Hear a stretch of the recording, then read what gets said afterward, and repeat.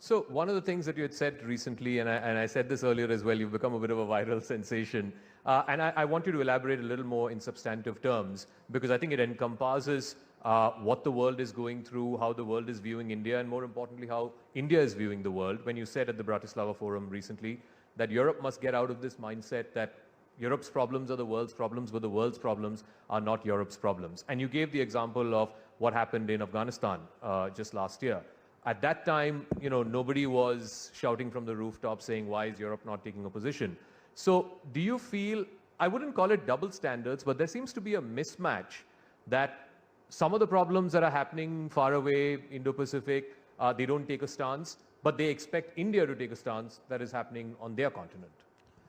No, you're being a bit harsh here. I'm being harsh. Yes. No, I'll tell you why. It's not so much double standards, because at the end of the day, whether people or countries admit it, everybody looks at the world from their perspective. So there's an inherent selfishness in the way we look at the world.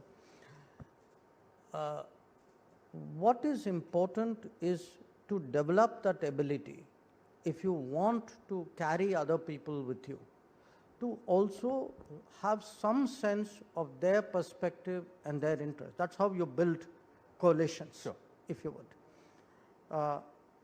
Take the Quad, for example.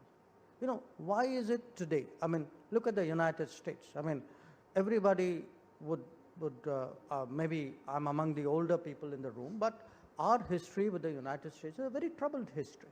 That a lot of our problems with Pakistan are directly attributable to the support which the United States gave Pakistan. True. And the United States, especially in the 1990s, what they called the unipolar moment, was obviously very, very dominant. But today you have a United States which is able to actually, that long view which was spoken about, which is actually able to say, here is India. India has a different history. They have a relationship with Russia. We have to take that into account. So you have to cut the other, give the other party that much slack of that understanding. And part of the reason why Quad has worked is that the other, the four of us have given each other that degree of latitude and understanding. My sense where Europe is concerned is, in many ways, because of NATO, because of the circumstances of the European Union, they were not directly involved in hard security challenges. Okay, so I don't want to call it a bubble, but let us say they've had a more comfortable recent past than many other geographies. When they are confronted with such a situation, their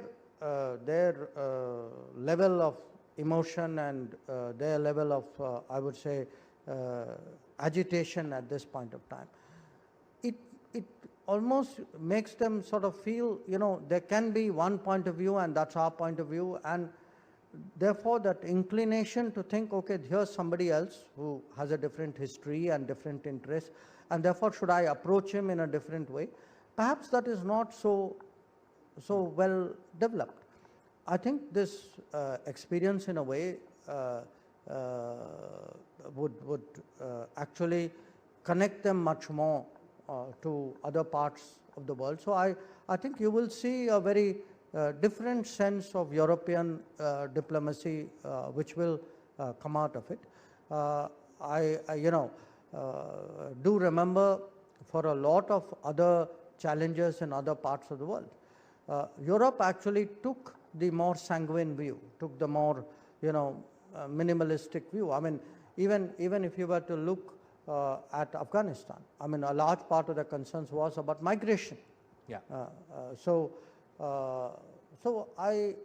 My sense is there will be a evolution as a result of this set of issues, and we engage Europe very, very intensively. I think if you look at Prime Minister Modi, very few Indian Prime Ministers have spent as much time directly engaging European leaders.